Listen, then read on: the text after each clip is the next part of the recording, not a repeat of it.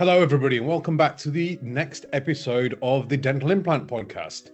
And I'm excited to have Roland Benz with me today because Roland is probably at least as passionate, if not more passionate than I am, about biomechanics. So we are going to get into biomechanics today. Roland, I think the best way to describe you is a character with passion. And I've learned a lot from you already. Right. Yeah, I've learned a lot from you already, and there's lots of things which we agree on and we have similar concepts from. So if you could give everybody a little bit about your background, and then let's get into biomechanics. Okay, my background is quite simple. Long time ago, I studied business administration, and I've learned to sell my products. I have to make my customers successful. And in '93, I started to sell implantology. I started dental implants for the company Friatech at that time. And I've been responsible from South America to Japan. And I traveled a lot with a lot of lecturers through the world. And when we talked about something, we talked about implants. So I got absorbed with implantology. Later, I joined the company Kevo, and there I started product management. And that is the thing I like, to understand everything about the product. And my aim is to understand the products better than our user. Then only then I can help them to get the best results. And I was just going to say, so you've been immersed in and around implantology for a long time. You've had a chance to more than 30 speak to years in clinicians and engineers. Yeah. Okay. That's the point. And since 2006, I'm head of product management at the company Predent and responsible for our products Sky and Copper Sky. And that's really what I like. And every day think about how we can improve our products. So basically, when things go right and when things go wrong, you get to know about it. Exactly. And Fantastic. That is a good thing also when we look at our company. We are organized like that. When we have a call or a complaint of a customer, it comes to product management and R&D. We have to look at it. Every technical error comes to product management and R&D. So what happens? We learn from the failures. And we can improve this over time and make better products. I think that's the most important thing. So I mean, before we get into this, what have you learned over the years from your from the mistakes that you said you've learned from? I mean, it's probably, let me rephrase that. As you're going through what you're presenting, what you're talking about today, please explain to us the evolution of what's happened and how you've learned from the mistakes. That's probably the better way of expressing it. So Roland, whenever you're ready, over to you. Exactly. No, that's very simple. When we look at complaints, we see what has done maybe the customer wrong or what have we done wrong. If we can improve a product, for example. So we had, for example, a common problem when we used an insertion tool and an adapter. It's an insertion tool for contour angle and an adapter. And then we have got many which were sticking. What we learned is that our hexagon we had on the adapter and the hexagon on the insertion tool didn't fit well. They supported 90 Newton centimeters, but very often that was not enough. So it came to sticking. So what we did, we improved the product. Now it supports 200 Newton centimeters. In only that we changed the product correspondingly. And already, immediately, the number of complaints is going down. I mean, the level of engineering that goes behind this. I think sometimes we as dentists don't appreciate that. Obviously we see biologically and like the clinical end of the engineering, but there's obviously the R&D and the development side of the engineering that we rarely get to see. So this is fascinating. Okay, so Roland, please tell us more, about biomechanics, what are your thoughts and, what are the most common mistake that dentists encounter and how can these be avoided or managed? Before we come to the mistakes, I want to come to a conflict. When you look at our copper sky, this is developed to give a lot of space to the bone and to the soft tissue, to have bone growth on top of the implant, and to have a very stable tissue. And the point behind that is we have also very slim connection to give more space. Though really, and what we see is the users use the implant, place it deeper, so we have a higher ground, and then the implant is more sensitive to failures. That is a big issue. The first thing is really we got a good stability, we have bone growth, and everybody appreciates it. And then the result is we have to place the implant in the right position and with the right axis. That is the other important thing what we learned.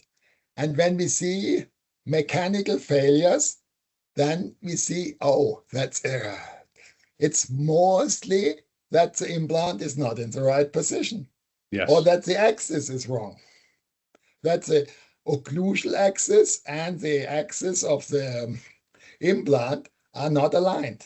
So, of all the things that I've read about biomechanics, I completely agree with you. I think if dentists understood the impact on forces through the crestal aspect of the implant and through the implant abutment interface, as you start to angulate the implant more and more and more, or if you are away from the ideal 3D position, then I think a lot of dentists would get scared, and the vast majority of implants would be done fully guided, as opposed to that would be, to be honest, that would be the best, but fully guided in the sense that we start from the occlusion. Yeah. We have to start from the occlusion and the occlusal axis. That is a point that we come there. Yes. Then the next point, we have to look how the occlusal surface is guided. Then we make the ground design. Then we make the abutment in the right position. And then comes the implant. And the implant is a consequence about that. Prosthetically driven treatment planning. Exactly. That's what we're discussing. Yeah. That is what we're discussing. And I can tell you a small anecdote. I started January 7, 1993 to sell implants. In January 8, my boss sent me to Stuttgart Filderstadt, to Axel Kirsch and Ackermann, to learn about implantology. And it was really a remarkable day for me. At 10 o'clock, I was invited to participate in a surgery. Axel Kirsch opened the upper jaw, removed the soft tissue, and I was fighting with my stomach, to be honest. But then he said to the assistant, call Neuendorf. I looked at him, who is Neuendorf? And he said, that is my dental technician. And 3 minutes later, Neuendorf arrived in the surgical theater and said, Axel, what can I do for you? And he said, I want to place 8 implants. Tell me where. And Neuendorf guided Axel Kirsch. Axel with a handpiece, and then Neuendorf a little bit to the left, to the right. Now change the angulation a little bit, and now. And those they placed 8 implants in the right position. Yes. That was my first prosthetically guided surgery. Yeah. My second day. And I never will forget this. At that time, Axel Kirsch was Godfather himself. Yeah. And he asked Petrus how to place the implant. Yeah. Yeah. And that is what I also understand in implantology. We need surgeons and we need the technicians. They have to cooperate and they have to talk to each other. What is another very common failure what we have? Especially with copper sky, when we place implants subcrestally. What is the biggest error? What happens? The wrong abutment. Yes. The technician gets an impression.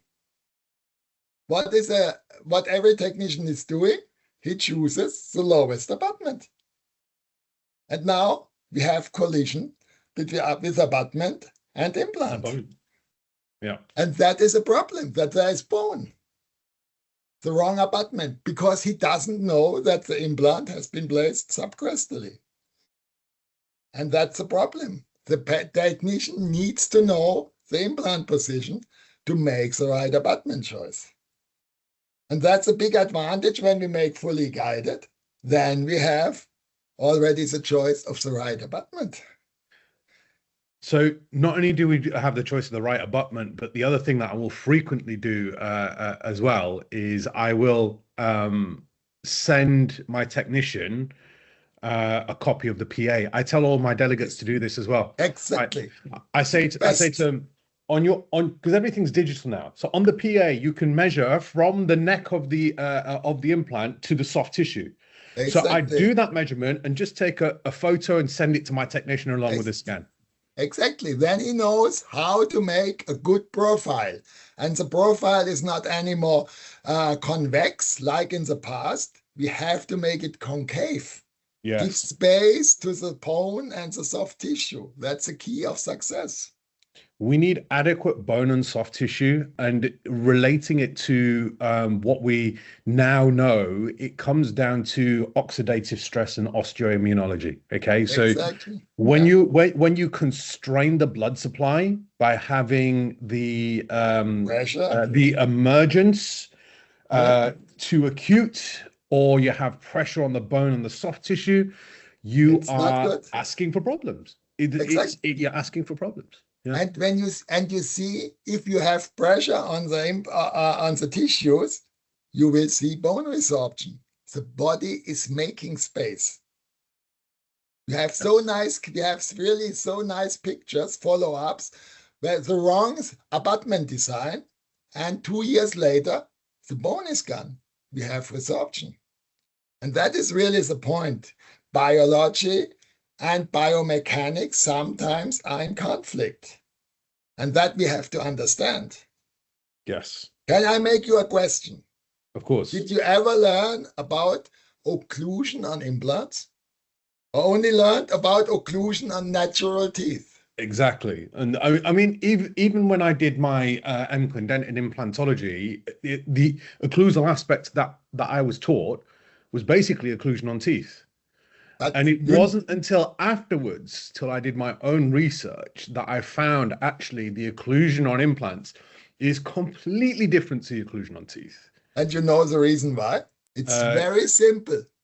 Yeah. Teeth are fixed to the bone on the outside of their roots with the Sharpay fibers. Mm-hmm. There they are fixed, so you have no cantilever.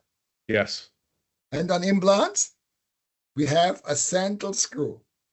Doesn't matter which diameter we have, it's always a central screw. And when we have the occlusion to far away from the central screw, we have cantilever. Exactly correct. And the guilty guy for everything is always Archimedes. Yes. He made this law of cantilevers.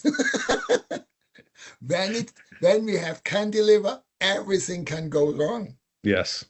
Probably you know the famous word of Archimedes: give me a place where I can stand and I will move the world. Yes. And that is what happens in the mouth. And what I see in many discussions, people are afraid of the big loads. That's absolutely wrong. It's the cyclic loading which is problematic. It's the cyclic loads, the fatigue. Mm-hmm. Small, continuous loads. How often does a patient bite per day? 2,000, 3,000 times, I read. And then we have millions and millions of cycles. And there are small movements which kill the connection. Yes. And that is a big issue that we have to understand. The small cyclic loading. And this we have to prevent to get a good stability. And this we can only prevent when we have the contact points around the implant surface, around the implant axis. Maximum 2 millimeters away, in my opinion. So everything that I've read, everything that I understand on occlusal biomechanics, it is directly related to direct vertical loading through the implant. We are eliminating because there's 6 vectors of torque. Yeah. And we're trying to eliminate the vast majority of them so that the only torque, well, we don't want any torque production. We just want compressive strength, because how that force is also transcribed to the bone is very different. And therefore, when you have a malpositioned implant, any lateral forces will also put unfavorable stresses through the bone as well. This is why I said to you, Roland, and I know that you agree with this, is that being off axis with your implants, it is a problem. And if more people understood this, they would go guided. And 100% of the cases where I've seen when we have a mechanical failure of implant, abutment, or screw is bad positioning of the implant. It's like buying a house. What you have to look at, that's a location. Yeah. Where is a house built? If it's a wrong location, you can buy the nicest house, it will be a problem. Yes. And the same with the implant. Everything starts with the first drill. That I have learned already. It's very long ago from Professor Gomez from the University of Tübingen. He always stressed this. Implants have to be in the right place. Yes. That's in my head. And I see really when it goes wrong, it's the first drill which makes the things going wrong. And now, when we have a bad positioning of the implant, we have 2 problems with cantilevers. A vertical cantilever, because we place the implants now deeper. You like to place them very deep, I know. Yeah. What means vertically we have a very high crown. And when I have perfect alignment between occlusal axis and implant axis, it's no problem. Mm-hmm. But as soon as I have a divergence, and 10 degrees is enough. When I have 10 degrees divergence, I have already the problem.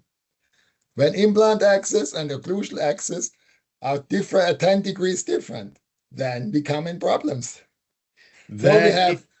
There is clear evidence. There is clear evidence that tells us if your implant is off by 10 degrees off axis, that it starts to increase torque through the implant abutment interface, which means increased risk of hoop stress fracture, increased forces going through the bone, increased strain on the screw. Everything goes wrong. Everything starts to go wrong. And when then additionally come horizontal errors, that the occlusal points are too far away from the implant axis, then we have an additional problem. When we look back in time, they had quite a lot of tissue level implant and bone level implant. There, the implant axis is not so as much important than. So for those of you who are wondering why this conversation might sound a little bit disjointed all of a sudden, is Roland was forced by his desktop to restart his computer. So we're trying to remember where we left off from. We've got a pretty decent idea, but if it doesn't quite flow as well, you'll have to forgive us, okay? So Roland, we were talking about vertical cantilevers. We were talking about horizontal cantilevers and torque production. We were talking about the importance of correct occlusion on implants. I've told my delegates who are doing my diploma, I said, if I see your lab ticket and on it says screw retained for crown, it is an automatic failure. because we need the appropriate occlusal programming. And I can see we're about to discuss that now. So over to you. Okay, that's really the important point because it's not only that we have the vertical cantilever, we have the horizontal cantilever, and when we place the implant deeper and the axes are not correct, then these two are doubly increasing the forces. The longer the ground, the more will be the horizontal cantilever. If I have a short ground, then my horizontal cantilever will be short. In a longer ground, it will be correspondingly longer. That's very simple. So it's not only one thing, it's really the combination of both things. And for me, to be honest, it was very long clear that we have here a problem. But I had never the idea how much about values. I'm used when I study business administration to talk about values, money, etc. And if you make engineer, you talk about forces. How important are the horizontal forces? How important are the vertical forces? And there I have to say, Puff, you made me the best Christmas present ever. You have sent me an more than 20-year-old publication from Weinberg, from the United States, New York. He exactly measured the difference. Yes. And that is the interesting thing. I didn't know, to be honest. What he is saying in his publication, if we have a vertical offset, we increase by every millimeter 5% the forces caused by the cantilevers. So when we have a subcrestal implant versus a supracrestal implant, we have about 4 millimeters difference. So we have 20% more forces. Can I just interject here as well, Roland? Talking about this, it's not just single teeth. It also applies to full arches. Yeah. And the reason why I say that is because FP3 is grossly overutilized. Yeah. FP1 has a significantly shorter vertical cantilever. Exactly. But it's a much more difficult procedure to do. I see a lot of people taking on full arches, whether it's FP1 or FP3, where they're not prepared to put in the training or interventionally.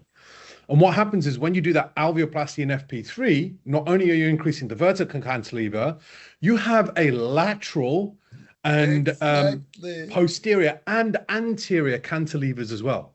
A lot of people do not realize this. And you have not only 4 millimeter difference, you have 8 millimeter difference. Exactly. Yes. That's double. Yes. And now comes the next point. What I've been surprised, to be honest, I was not clear. Vertical offset 5%. But every millimeter we have a horizontal offset is 3 times 15%. So when I start with the wrong position, I be in big troubles. To not say another word. It's very easy. Same implant, just misplaced, and all of a sudden, the torque production through the implant abutment interface is increased by 50%, just because it's not in the right place. Exactly. And not the right place. And we have a very easy measurement for that. Look only at the screw hole when you have a crown abutment. The screw hole has around 2 millimeter. And every 2 millimeter, we are not in the right position. We have a problem. And we have not only when we have 3 millimeter, contact point 3 millimeters from the implant center, we have already 45% more forces. When we have 4 millimeter, we are at 60%. And with 5 millimeters, we are already at 75% more. And now at a long ground, 15%. So we are at almost double the forces. And Just when I now compare right a copper and a subcrestal placed implant to a supracrestal placed implant, for sure I have less screw loosening, less mechanical failures, with a supracrestal than with a subcrestal implant. When I work subcrestal, I have to work more precise. Very simple. I completely agree with that. The biological rationale, not the mechanical rationale, the biological rationale for placing deep is the biological width Exactly. establishes 4 millimeters from the CEJ. Now we take into consideration platform switching, etc.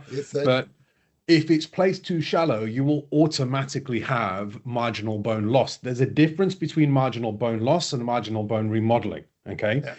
And additionally, we also know that if you have a 1.5 millimeter gingival height tie base versus a 3 millimeter gingival height tie base, there is less marginal bone loss around the 3 millimeter gingival height. That's my rationale for placing deep, because I'm allowing the biological width to establish.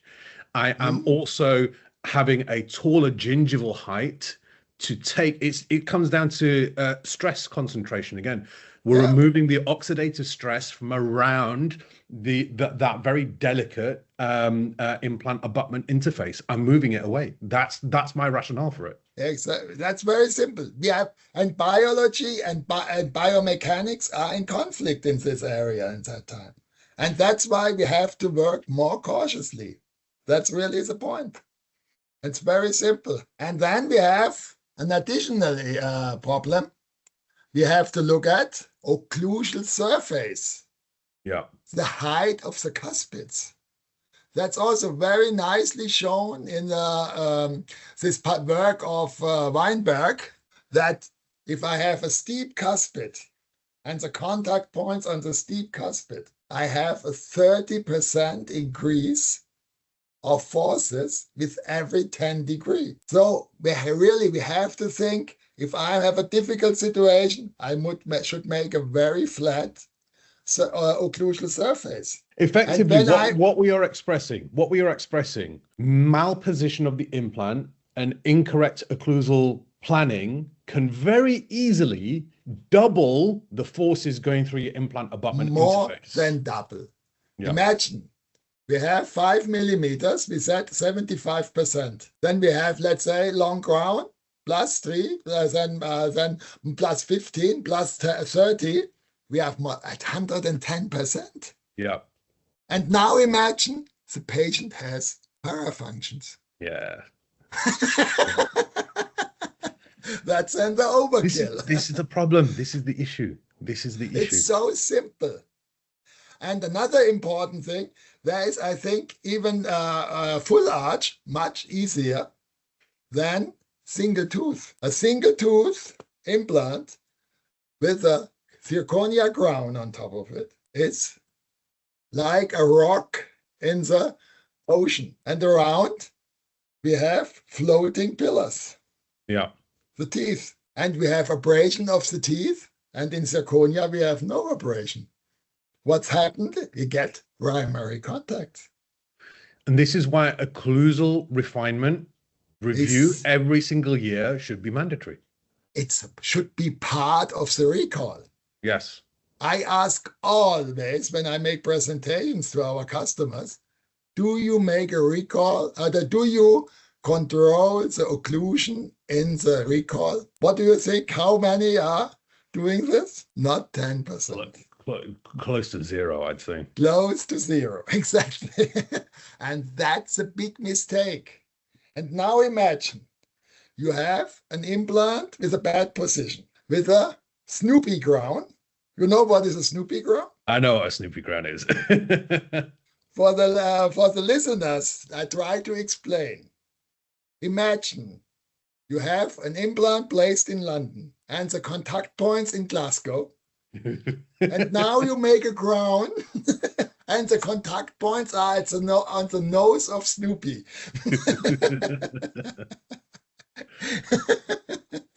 That is exactly the problem. You can imagine the cantilever. It's incredible. And that happens very frequently in immediate molars, particularly in the mandible, where you're trying to put it into the furcation, you slip into the root space. And dentists quite often will go, oh, that's okay, I've got stability.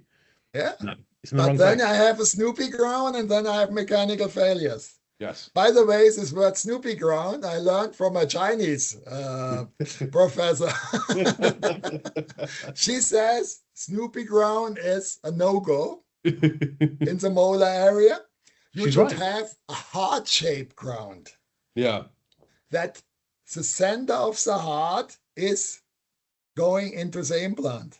And this as a bite, as the occlusion is in the center of the heart. And then it works. Yes. And then we have no problems. Yes.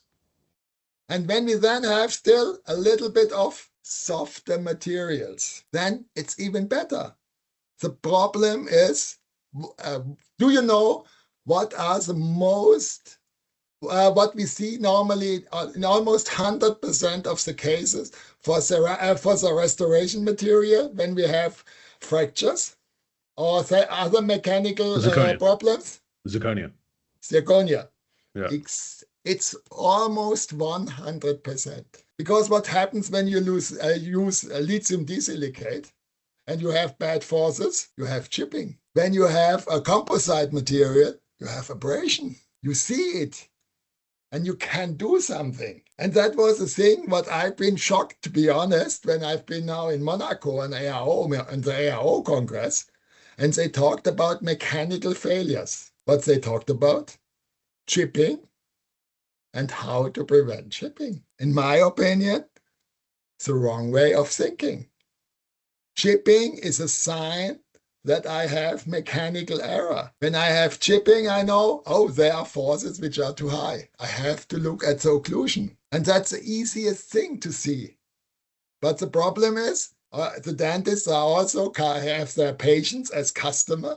And when a patient comes too often with chipping, I have a problem with repetition. So I look for something which is not that way. But the problem is, when I have no chipping with zirconia, what goes next? The screw. Very simple. It's implant-abutment connection. It's either the screw or in a narrow diameter implant, it's hoop stress fracture, because Exactly. they're the next weakest links in the system. Whenever you have a mechanical system, there is always a weak point somewhere, and either we deliberately engineer for it, or it will be engineered for us, and we just won't have a clue where that engineering will fall into place because it will be dictated by Archimedes. Exactly, and that's the problem. And with our systems, we have always fractures of abutment and screws. Very rarely an implant fracture. There are other systems where the implant is the weakest part. And then you have the overkill if the implant fractures. Then you have to remove the implant in any case. And that is a point that we have to look at. We should have easy detectable failures, which are easy to repair. And that is a point, in my opinion. And you know what happens when implant and abutment and everything withstands the forces? Then it goes to the bone. Then goes to the bone. You lose bone. You mentioned this case from, I don't remember the system he's using, that after 6 years, that he has seen the craters around the bone, that he lost so much bone, because that is wrong forces. Somewhere have to go. They don't disappear. Bone, like all materials, dislikes shear forces. Exactly. And we have to reduce this. And And this that's is why, why implant access is so important. and this is why you will see in certain sports, they have these elite level athletes. You've seen it, it happens in football, it happens in rugby, where these guys are some of the strongest guys on earth. They take a bad tackle and their leg snaps. Yeah. And if you rewind it back and look at the forces, it's because their leg's gone in at a sheer angle. Yeah. You know, compressively, bone's very, very, very strong, Yeah. which means that for our implants, we want them in the correct angulation and in the correct axis. I'm sorry, folks, for those listening. We keep going on about this, but it is so critically important. Yeah. The forces have to be directly on the implant. Then it's no problem. And we have as soon as we have a cantilever, we have a problem. And another important thing is, when we look at our complaints, what is the the abutment which breaks most? Tie base. 90% of our fractured abutments are tie bases, straight tie bases. Now imagine you have an implant axis which is wrong, and the tie base, you have always movement. It's too thin. Mm. If the implant position is not right, we recommend since a few months to make customized abutments. With customized abutment, we can support much better the strength because they are then slightly angulated, or they give support to the occlusal axis, and the forces go via the abutment to the implant axis. That's why, for example, all the angulated fast and fixed or multi-unit abutment work well. 35 degrees, it's no problem in a full arch restoration, because the abutment is transferring the forces. In all our fatigue tests, angulated abutments give always much better results than straight abutments. And tie bases in a bad situation are the weakest part. They cannot support the whole forces. We have to change this, especially if something has been going wrong. We shouldn't make 2 times the same error. When you had a mechanical failure, look at the forces and change it, and go from a tie base to a customized abutment. And if the forces are really high, take a softer material for restoration. Not zirconia, take lithium disilicate composite like HIPC or anything else. What do you think, or how often you make fully guided? I do it very, very frequently, actually. So also for single tooth in the molar area? Yeah, particularly if access is a problem, or I'm right-handed. If it's on the left-hand side, I will. The only time that I go freehand is if I've got plenty of bone, very, very easy. I've got teeth either side, and it's a very straightforward case. Mm-hmm. No, but apart from that, everything that I do is guided. It's guided, fully guided then. Huh? Yeah. What we would like to propose, if you don't want to go fully guided, at least use a biomechanical oriented guide. It's so simple. When we look at the molar area, we have we see very easily where is the biting area, and that is the center of the. There should be the screws, the center of the crowns, and then we know the distances we have to the neighboring teeth. And when we now make in the middle of the tooth a 4 millimeter hole, we almost cannot go wrong. When we take a pilot drill, twist drill, then we are on the right axis. In a case like this, where you have 2 adjacent teeth, it's guided for me. Has to be guided. Yeah, because that's really, and we have to have it in the right axis, and that is the point. Minimum, we have to know, because that I've seen in ARO, very interesting. You know Renoir from France? Yeah. He's pilot, and he says, a pilot doesn't do anything than to work with checklists. He doesn't, because they cannot forget anything. Yes. And that's why, and he proposes to work also with checklists. Yeah. And it's so easy to be distracted in a surgery and you make a mistake. That's why keep your checklists and keep your information. And when I want to place an implant in the right position, I should have at minimum an orientation guide. Yes. That I cannot make a mistake. That I think is the minimum what we do. Yes, I agree. So that's really, I think, when we had a mistake, we should look what is the reason of the mistake. And when we have a new case, we should try to minimize the possibility of error, especially in a difficult situation like a molar, where we have a huge crown on a slim implant. I mean, it just all makes sense. You know, it's, if you think about it logically, biologically, purely from a physics point of view, and a lot of people, they're taught this to a certain extent, but I don't think it hits home how critically important it is. But again, it's, you know, those papers that I sent you, I wasn't taught that when I did my Implantology. You know, I was just taught, you know, the occlusal basics. Yeah. And it's not appropriate for implants. It's not. Exactly. And really, and when we have a bad situation and we see that occlusal axis and implant axis are not right, we should really look very carefully how to handle the restoration. That's what we now offer to our customers when they had a mechanical failure, that they send us the intraoral scan of upper and lower jaw, and that we make together the restoration and look at the biomechanics. Because really you have to look at the cases in detail. Because one thing is, I told you that we get our complaints. What we often get is a broken screw. When I get a broken screw, what I see, the screw is broken. And when I look at the surface area of the fracture, I see, oh, fatigue. But I have no idea what happened. Yeah.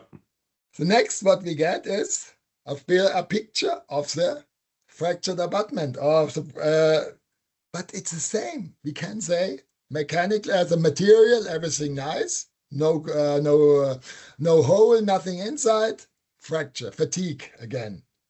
But what we have to look is always at the occlusal surface. How is the implant axis? Where are the occlusal points? And we have to remove, and we have to look at it. When we make the same mistake again, it goes wrong.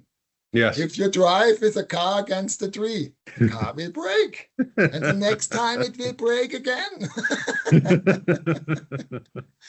You have to change and think about the error. Then only you can improve. Look at it, and then it will help. Yeah.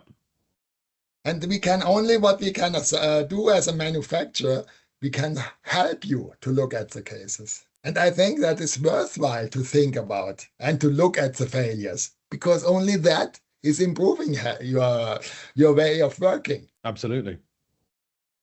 I mean, I do the same. You know, when I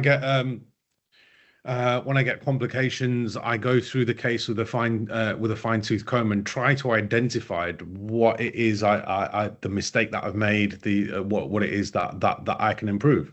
Exactly. Because of that reflection, the number of complications that I'm having is just coming down and down and down. Oh, and that's the point. You know, it's ethically the right thing to do for the patients. Simple. It's not only in medicine. Where I learned it is from Toyota. You know, Yeah. Kaizen? That is what they implemented in the whole factory. If there is a mistake, look at the mistake and try not to find the guilty who made the mistake. Try to find a solution that this mistake is not coming again. Yes. And that is what we should think about. I don't want to hang anybody. I want to prevent a new problem. Yes. And that is where we have to come to also in medicine. And I had some weeks ago a meeting with a patient. He works in car industry. You know what is their aim in failures or in complications in the car industry? Go on, tell me. 3 per million. Yeah. Maximum 3 failures per million. I told him that we have a 98% success rate. So I said, that's 10 times too much. Yeah. Yeah. But, you know, from the cases that I see from my old cases, a lot of these problems, they can be eliminated just by correct positioning and correct biomechanical approach. Exactly. That's the It's point. not going to eliminate them in their entirety, but it will make a vast improvement. Exactly. That's the point. We never come to zero. Zero is impossible, but we should try to reduce. We should aim for zero. We should It aim should for aim zero. for zero. That's the Yeah. point. The aim Yeah. should be zero. Yeah.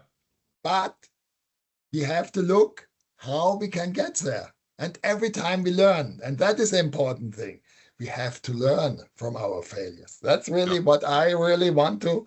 And it's hard to look at the failures, to be honest. Yeah. Oh yeah, it is. Because because from a human point of view, we have to admit that we've done something wrong, and our ego doesn't like that. Exactly. So it's actually a matter of controlling ego in order to get better ourselves, better outcomes, and better results for patients. That's what it is. And the easiest thing to learn is from failures. Yeah.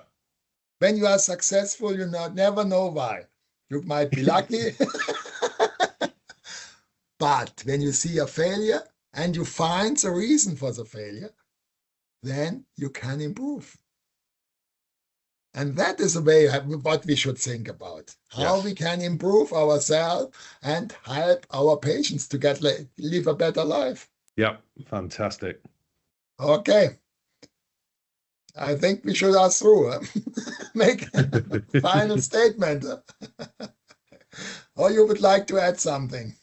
No, I'm happy for you to make the final statement. You know, we've been in agreement with regards to a lot of this. I know one of the things that you're in favor of, Roland, and this is where I do disagree with you, is where you say you prefer narrower diameter implants. And what my response to that is, normally when dentists place a wider diameter implant, they should also be doing appropriate regeneration of the bone and soft tissue, which they skip. Yeah. And then what ends up happening is they end up squeezing a wider diameter implant into a narrower ridge. And for me, that's what causes the problems. Exactly. It's when you skip the regeneration, not augmentation. I'm not a believer in augmentation. I'm a believer in regeneration. Okay. When you skip the regeneration and you put in a wider diameter implant, that's again when you're asking for problems, because then you're starting to violate the biological principles of what we're doing. That is a main problem, really, that we have not enough bone around the implant.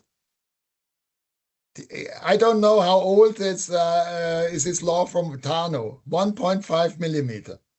I still believe in that. We need enough bone around the implant. There's evidence from Uli Grunder as well. Two everybody, when you look, and I see one thing. I look at all. We have this osseointegration warranty. So to get a free implant after a failure, you have to send in X-rays and the failed implant and a small documentation sheet. To be honest, the documentation sheet is not so important, but I look at all the X-rays. And what I notice when I look at it, in many cases, I would say 20 to 30% of the cases you see too close to the neighboring tooth in one or the other side. It doesn't matter. Yeah. That is a big problem. When we don't respect this 1.5 millimeter, and when I have too much bone around, or the too thick implant and not enough bone, I'm going to have problems. We have seen this already with Freali 2. You remember probably. Yeah. The stepped implants, the 6.5 was the biggest mistake of this design. There was never enough bone around. We had a lot of resorption around the 6.5. That was the big issue. At that time, we didn't know. And we see it now, especially we have in white skies, the alveoline is a big platform. There we have also more problems than with the tissue line. Tissue line is much more successful. Mm. because people don't respect the 1.5 millimeter. When you have a 5 millimeter platform, you need 8 millimeter Yes. of bone around. And where you Yeah. have 8 millimeter, sorry. And you can get those ridges, but they're actually quite rare. Exactly. You know? And that's the point. And when you use it in the wrong position, you have a failure sooner or later. And that is the point what people have to understand. We need the bone. Teach what we talked in the beginning. We need the bone around the implant. And that's why I'm in favor when you don't want to augment or that you don't want to look for the bone around the implant and place an implant, look at the distances. When you have 1.5 millimeter around, that's it. And then when you can create more bone, you can use thicker implants. But the important thing is also slim implants work well when we have them in the right axis. Yes, absolutely correct. It comes always to the same. Biomechanics all comes down to Biomechanics. Amazing.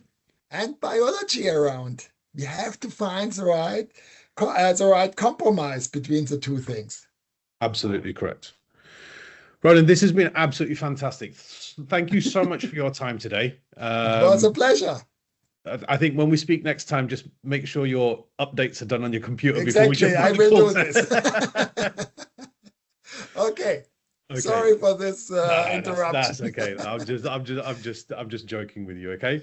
So, folks, thank you very much for listening to us today. As always, you can find me on Instagram on dr.pav.carer. You can look at my website, academyofimplant.excellence.com, where there's online teaching for every single aspect of implantology. I mean, what Roland and I spoke about today is it's barely a scratch on the surface in the level of detail that I go to on the Academy. The Academy is deliberately orientated to help those who want to understand implants in depth. That is deliberate.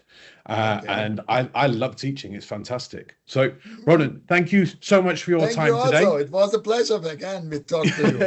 and hopefully you'll have fewer X-rays coming back. Will like to listen to us. Yeah.